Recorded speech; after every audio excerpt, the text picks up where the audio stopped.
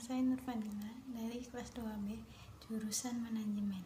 Di sini saya ingin menjelaskan tentang UMKM, aplikasi pemasaran produk UMKM berbasis Android sebagai strategi meningkat perekonomian Indonesia. Yang pertama itu ada pendahuluan. Dalam kenyataannya, di lapangan produk hasil UMKM, Indonesia masih menemui kesulitan dalam menembus pasar ekspor. Salah satu kendala yang dialami oleh para UMKM adalah mengenai pemasaran yang masih berbasis karena mengalami kendala dalam standar mutu. Untuk itu, diperlukan strategi khusus dalam upaya peningkatan daya saing dengan pemanfaatan teknologi informasi dan komunikasi diperlukan oleh pelaku UMKM untuk menghadapi persaingan usaha yang semakin ketat. Yang kedua ada metodologi. Digunakan penelitian adalah metode deskriptif dan kualitatif. Kalau deskriptif itu membuat observasi dan kemudian menarik kesimpulan, sedangkan kualitatif itu cenderung menggunakan deskriptif dan analisis. Yang ketiga itu ada hasil dan pembahasan. UMKM sebenarnya hampir mirip dengan sistem pemasaran barang atau jasa secara online. Bedanya dalam UMKM proses jual beli dikontrol dan diawasi oleh pemerintah. Para produsen UMKM ingin memasarkan produknya harus mendaftar dan menguji kelayakan produk miliknya pada pemerintahan. Dalam mengenai hal tersebut yaitu Kementerian Koperasi dan UMKM. Setelah itu mendapat sertifikat penjamin mutu akan memperoleh username dan password untuk mengunggah data-data yang terkait dengan produk mereka. Pihak-pihak yang dipertimbangkan dalam mengimplementasikan gagasan konsep ini sebagai berikut, yaitu yang pertama pemerintah. Pemerintah memiliki peranan yang sangat besar dalam mewujudkan konsep UMKM, yaitu sebagai pengawasan pelaksanaan program, pengontrol pelaksanaan program, sekaligus sebagai akumulasi dana yang dibutuhkan dalam mewujudkan konsep UMKM.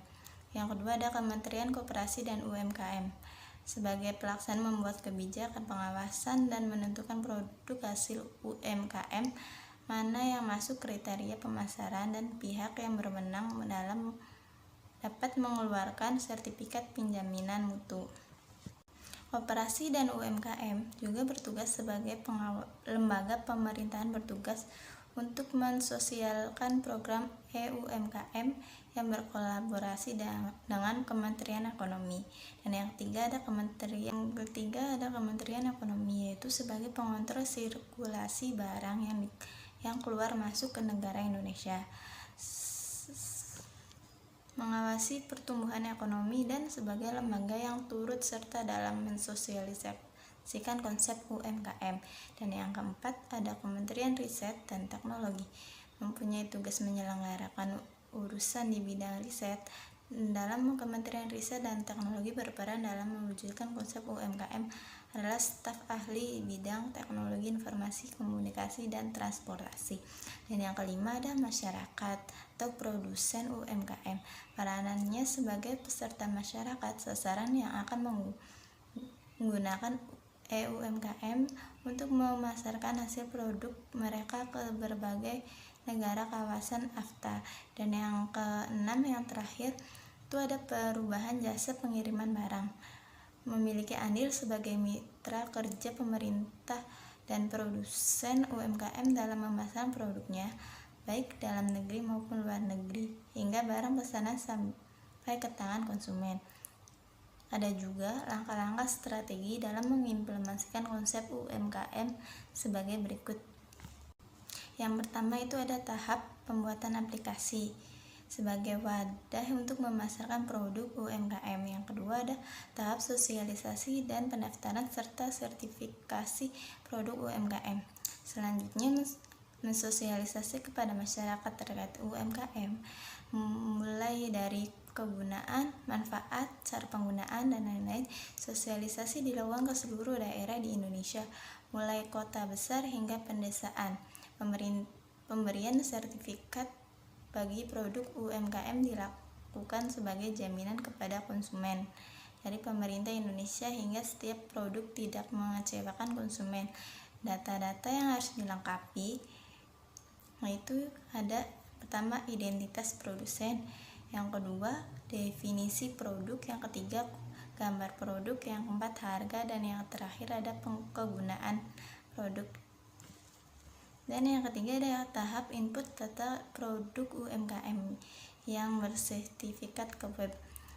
Pada tahap pendataan dan pemberian sertifikat kelayakan produk, produsen diberi username dan password untuk menginput data jika sewaktu-waktu ada perubahan. Yang keempat, yang terakhir ada tahap pengiriman barang. Dalam tahap ini produsen dapat melakukan pengiriman barang melalui jasa pemerintah barang melalui jasa pengiriman barang yang sudah bekerja sama dengan pemerintah.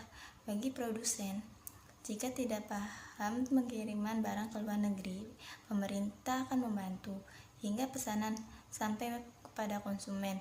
Bagi produsen yang kekurangan modal untuk biaya, pemerintah akan membantu biaya pengiriman dan produsen akan melunasi sistem kredit yang telah ditetapkan. Sekian yang dapat saya sampaikan, kurang lebihnya mohon maaf. Wassalamualaikum warahmatullahi wabarakatuh.